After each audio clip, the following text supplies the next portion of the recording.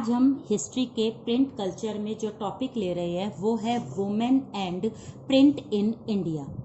India में women के ऊपर प्रिंट का इम्पैक्ट जो था वो नेगेटिव पॉजिटिव कैसे पड़ा, ये सारा कुछ डिस्कस हम इस टॉपिक में करेंगे। यहाँ पर हम बात करते हैं उन फैमिलीज की जो फैमिली अपने यहाँ पर या अपनी फैमिली से बिलोंग करने वाली वीमेन को प्रमोट करती थी पढ़ने के लिए, बुक्स को परचेज करने के लिए और आगे बढ़ने के लिए। तो ऐसी फैमिली पर प्रिंटिंग का जो असर था ऑब्वियस वो पॉजिटिवली ही पड़ा होगा, इसमें कोई भी किसी तरह का कोई डाउट नहीं है। तो यहाँ पर हम उनकी बात सिंपल 2-4 लाइनों में करेंगे। वो फैमिली कौन सी फैमिली होंगी? वो फैमिलीज होंगी लिबरल फैमिलीज। लिबरल फैमिली में जो भी विमेन है, विमेन लाइक डॉटर है, वाइफ है या फिर सिस्टर है, जो भी है वो सब कुछ पढ़ने के लिए तैयार थी। उनको लगातार इनकरेज हो रहा था, मिल रहा था अपने यहाँ के मेल से, और वो लगातार उनको पढ़ाई के लिए बढ़ावा दे रहे थे। तो यहाँ कोई प्रॉब्लम हम बात नहीं करेंगे। तो प्रॉब्लम कहाँ थी? प्रॉब्लम उन फैमिलीज में थी जो कि प्रिंटिंग से अपनी विमेन को दूर रखना चाहते थे। तो हमने फर्स्ट पॉइंट में यहाँ पर बात करी है लिबरल फैमिली की। तो सेकंड पॉइंट में हम बात करेंगे उन कंजर्वेटिव फैमिलीज की जिन्होंने कि अपने यहाँ की वुमेन्स को पढ़ना अलाउ नहीं किया, और उन वुमेन ने उन लेडीज ने अपनी फैमिलीज के अगेंस्ट में जाकर पढ़ाई की। तो लिबरल फैमिली में तो हम बात कर रहे हैं पॉजिटिव इम्पैक्ट की, तो हमने 2-4 लाइन में पॉजिटिव इम्पैक्ट इनके बता दिए। 2-4 लाइनों में ही हमने ये बता दिया कि कंजर्वेटिव फैमिलीज में प्रिंटिंग का जो इम्पैक्ट था वो नेगेटिव पड़ा था। यहाँ के लोग इस प्रिंटिंग को सही नहीं मानते थे, बुक्स को डिनाई करते थे, अवॉइड करते थे और अपने यहाँ की विमेन को इस प्रिंट से दूर रखते थे। तो हम यहाँ पर अब आगे जो बात करेंगे वो एज अ एग्जाम्पल हम बात करेंगे कि कंजर्वेटिव फैमिलीज में ऐसी कौन कौन सी वुमेन थी जिन्होंने कि अपनी फैमिलीज के अगेंस्ट में जाकर पढ़ाई करी, बुक्स को अपनी लाइफ में एंट्री दी। यहाँ पर हम बात करते हैं एज अ एग्जाम्पल 6 एग्जाम्पल्स की। तो पहला एग्जाम्पल जो हम बात करेंगे वो है एक मुस्लिम गर्ल का। ये मुस्लिम जो गर्ल थी, ये सिंपल तरीके से अगर हम बात करें तो वो ये है कि ये जो एक मुस्लिम लड़की थी जो कि उर्दू पढ़ना चाहती थी, लेकिन इसकी फैमिली अरेबिक कुरान पढ़ाने में ही इंटरेस्टेड थी। तो इस लड़की ने सीक्रेटली उर्दू में पढ़ाई करी और अपनी इच्छा से जो इसको अपनी लैंग्वेज पसंद थी, जिसमें ये कंफर्टेबल थी, उस लैंग्वेज को चूज करके इसने पढ़ाई की। अब हम दूसरे एग्जाम्पल पर चलते हैं। दूसरा एग्जाम्पल आएगा रश सुंदरी देवी। ये कहां से बिलोंग करती थी? बंगाल से, नाम से ही पता चल रहा है। इसकी फैमिली भी पढ़ने नहीं देना चाहती थी, बहुत ही ऑर्थोडॉक्स फैमिली थी, कंजर्वेटिव फैमिली थी। इसलिए ऋषि सुंदरी देवी ने अपना टाइम जो भी उसे किचन में मिलता था वहां पर वो बहुत सीक्रेटली तौर पर पढ़ती थी, और लास्ट फाइनली उन्होंने खुद ने पढ़ना लिखना शुरू करके अपनी ही ऑटोबायोग्राफी की एक बुक लिखी थी जिसका नाम था अमार जीवन, यानी मेरा जीवन किस तरह का था, किस तरह से मैंने अपने जीवन में जो भी स्ट्रगल किए वो उसने अपनी इस ऑटोबायोग्राफी में लिखा था। तीसरा हम एग्जाम्पल लर्न करेंगे वो है कैलाश बाशिनी देवी। अब कैलाश बाशिनी देवी भी नाम से पता चल रहा है बंगाल से ही बिलोंग करती थी, और इन्होंने मेनली लिखा तो विमेन के ऊपर ही था। ये तो हम बात ही विमेन की कर रहे हैं, तो ऑब्वियस इन्होंने भी विमेन के ऊपर ही लिखा था। लेकिन इनका मेन टारगेट क्या था? इनका मेन टारगेट ये था कि जो भी हमारी सोसाइटी में वुमेन के लिए एक अलग माइंडसेट यहाँ पर रखा जाता है, उनके साथ जो भी टॉर्चर किए जाते हैं, उनके साथ जो भी डिस्क्रिमिनेशन किया जाता है, उस तरह के व्यवहार का एक्सपीरियंस इन्होंने अपनी बुक्स में लिखा था। तो एक तरह से इन्होंने विमेन एक्सपीरियंस पर अपनी बुक लिखी थी कि वो किस तरह से टॉर्चर होती है, किस तरह से इग्नोर होती है, किस तरह से उन्हें डिनाई किया जाता है, ये सारी चीजें उन्होंने अपनी बुक्स में लिखी थी। तो ये हुए 3 एग्जाम्पल। अब हम 4th एग्जाम्पल की बात करते हैं। 4th एग्जाम्पल है ताराबाई शिंदे और पंडिता रमाबाई।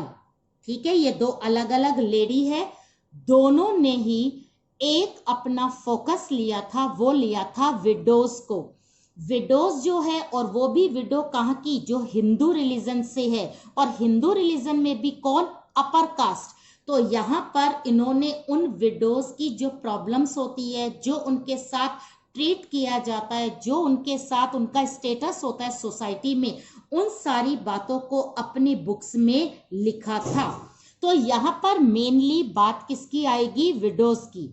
और हम जो लास्ट बात करते हैं, 5th जो एग्जाम्पल लेते हैं, वो है एक तमिल वुमेन का।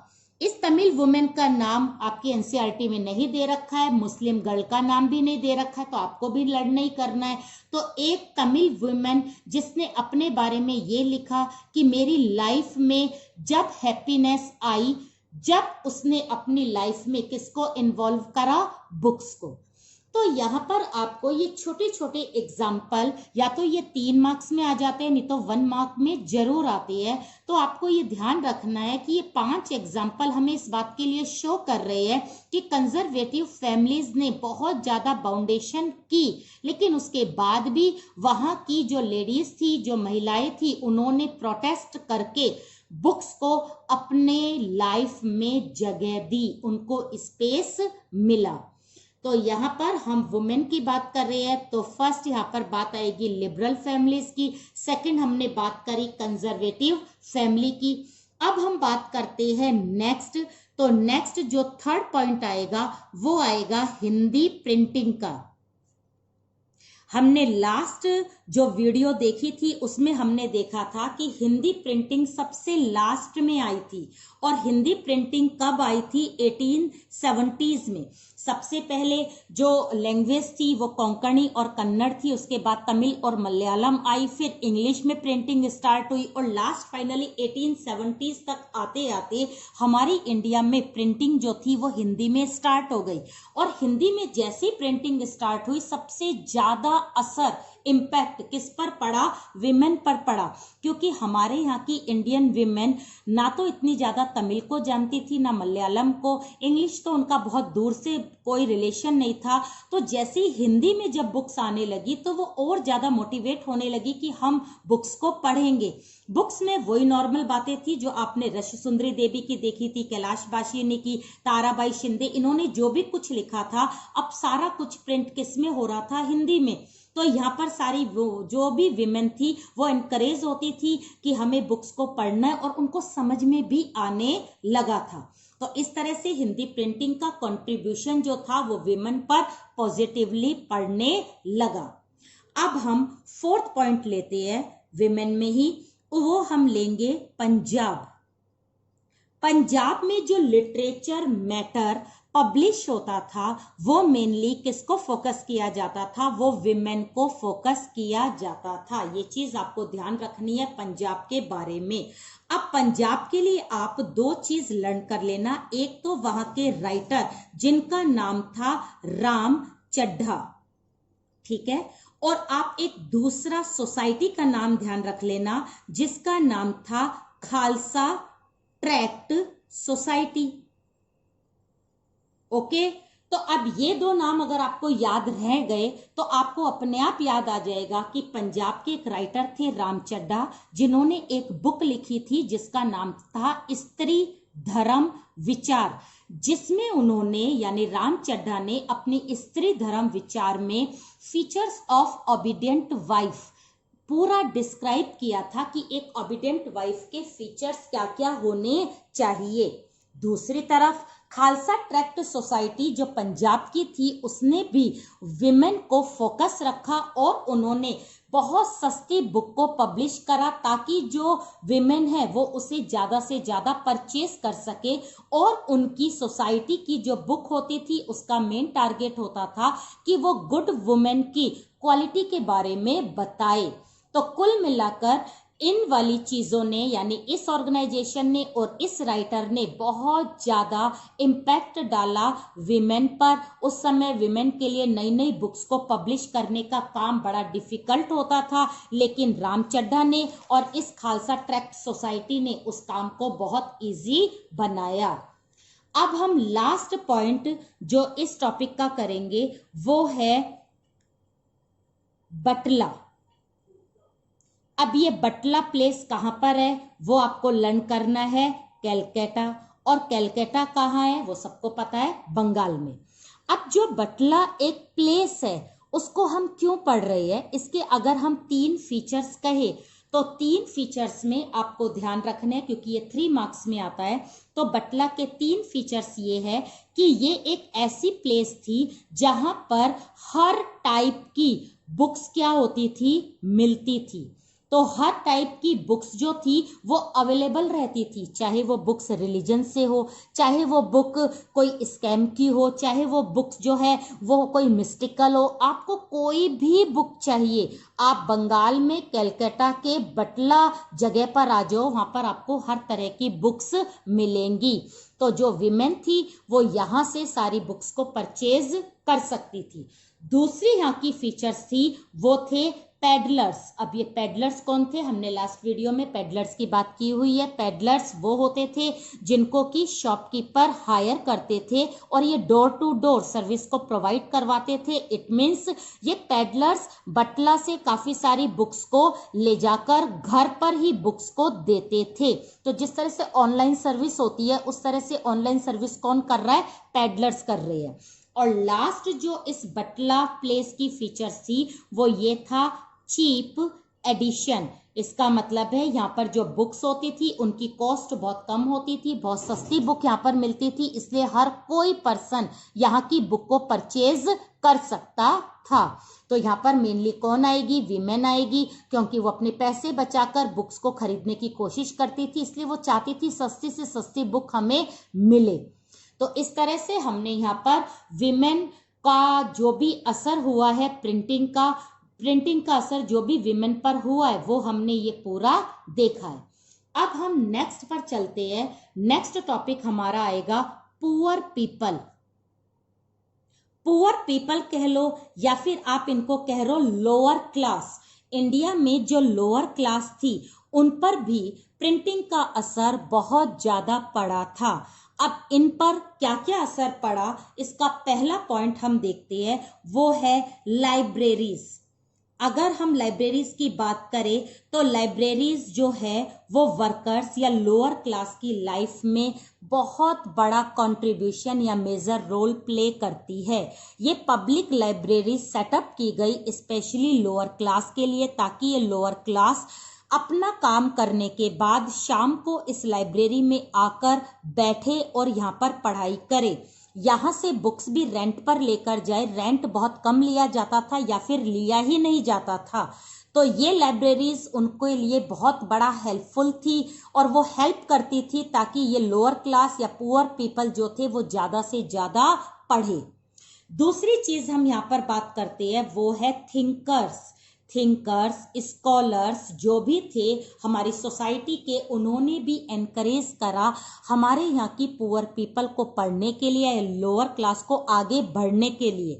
अब थिंकर्स में हम मेनली नाम अगर लोअर क्लास का ले रहे हैं तो किसका नाम लेंगे, अंबेडकर का, डॉक्टर भीमराव अंबेडकर, रामास्वामी नायकर, और तीसरा नाम आपको लर्न करना है ज्योतिबा फुले।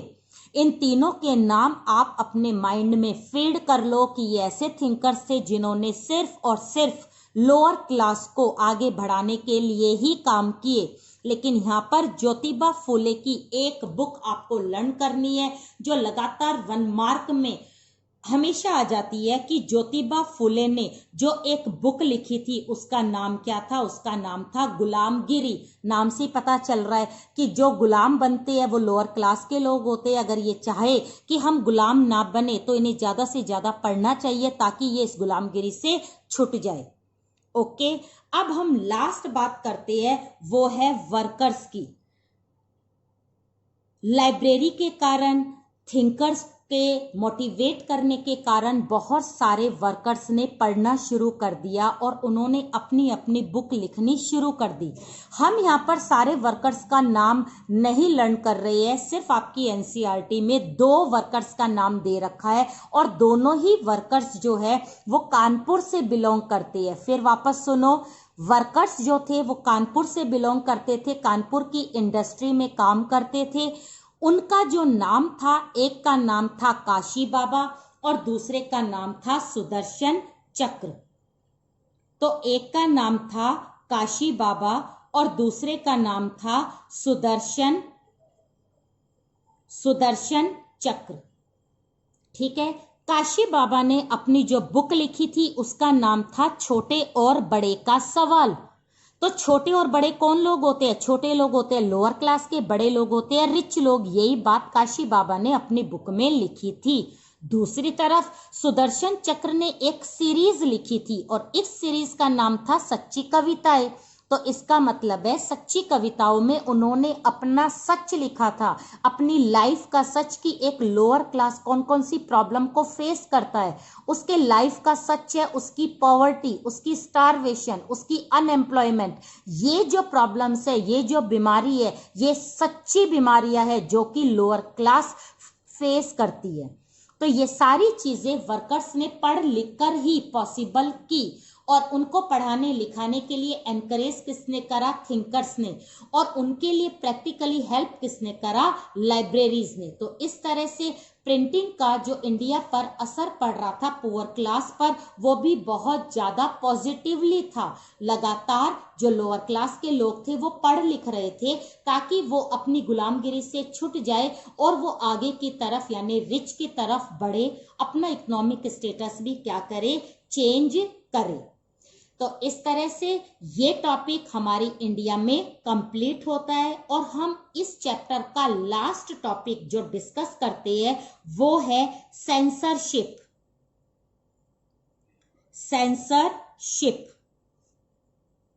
सेंसरशिप का मतलब होता है कंट्रोल करना, बैन कर देना, रोक देना, नियंत्रण कर लेना। ठीक है, हम इस टॉपिक में सिर्फ इस बात को डिस्कस करेंगे कि इंडिया की प्रिंटिंग प्रेस को ब्रिटिशर्स ने कब कंट्रोल करा और कब फ्री करा। बस इस टॉपिक में आपको सिर्फ इतना लर्न करना है। तो क्यों ना हम इस टॉपिक को ईयर वाइज लर्न करें। अगर हम ईयर की बात करें तो सबसे पहला आपको ईयर लर्न करना है 1798। ओके, 1798 से पहले यानी बिफोर 1798 हमारी जो प्रिंटिंग प्रेस थी वो बिल्कुल क्या थी? फ्री थी।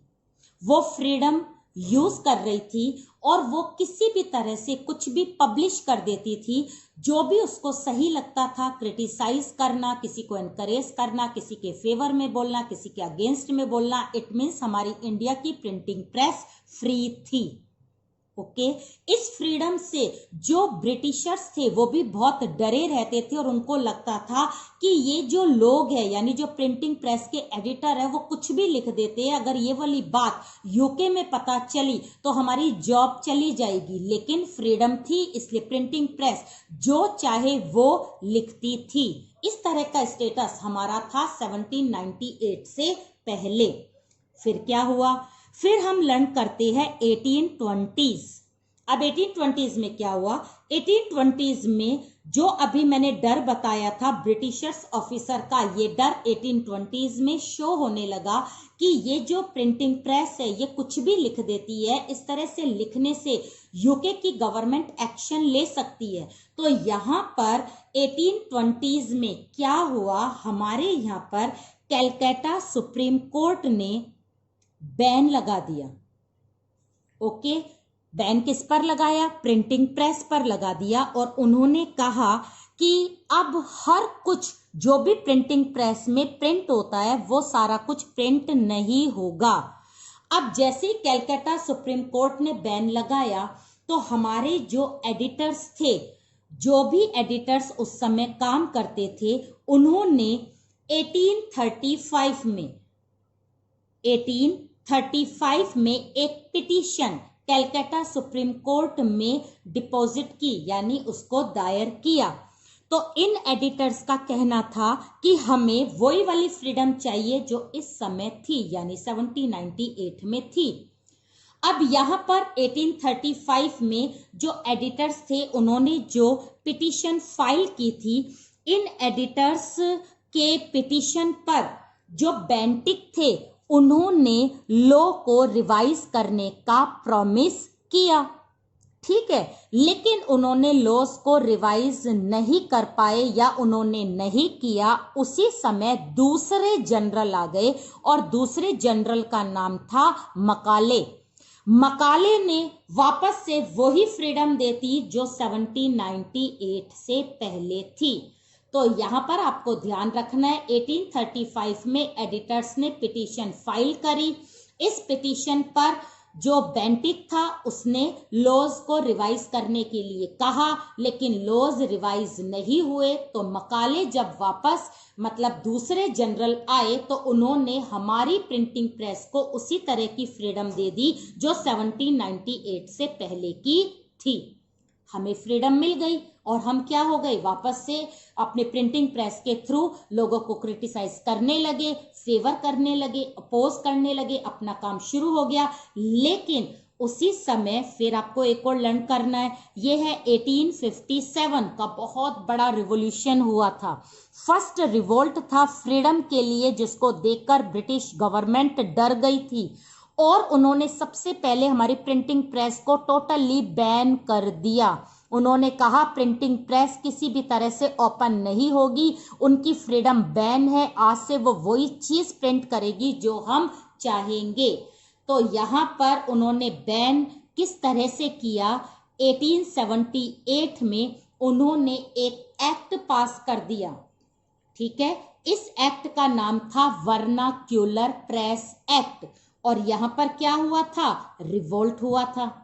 तो यहां पर उन्होंने एक्ट पास कर दिया। ये जो एक्ट था, इस एक्ट की जो मेन एक मॉडल था कि एक्ट उन्होंने लिया कहां से, तो आपको ये ध्यान रखना है, ये एक्ट जो था ये आयरलैंड से उन्होंने लिया था। आयरलैंड में वर्नाक्यूलर प्रेस एक्ट लगा रहता था। आयरलैंड में कोई भी चीज गवर्नमेंट के खिलाफ छापी नहीं जाती थी, प्रिंट नहीं होती थी। सेम उसी का मॉडल ब्रिटिशर्स ने इंडिया पर भी इम्पोज कर दिया और 1878 में वर्नाक्यूलर प्रेस एक्ट को इम्प्लीमेंट कर दिया, जो कि आयरलैंड से लिया गया था। तो आपको यहाँ पर ये सारे ईयर लर्न करते हुए पूरी स्टोरी को लर्न करना है और बाद में आपको ये चीज डिस्कस करनी है कि क्या इस एक्ट के बाद हमारे नेशनलिस्ट चुप हो गए, वो कुछ नहीं बोले। तो आपको यहाँ पर ये लिखना है कि बिल्कुल वो चुप नहीं हुए, लगातार नेशनलिस्ट एक्टिविटीज चलती रही, लोग अब भी प्रोटेस्ट करते रहे, प्रिंटिंग से वो प्रिंट करते रहे, लेकिन हाइड होकर, छुपकर, क्योंकि ओपनली तो बंद था बिल्कुल। तो अब वो कैसे काम करेंगे, छुपकर करेंगे। इसी उसमें पंजाब रिवॉल्यूशनरीज ने काफी कुछ पब्लिश करा, जिससे कि नाराज होकर ब्रिटिशर्स ने उन्हें 1907 में पंजाब के रिवॉल्यूशनरीज को कहां पर बाहर निकाल दिया, उन्हें बाहर मतलब एक्साइल कर दिया गया, डिपोर्ट कर दिया गया 1907 में।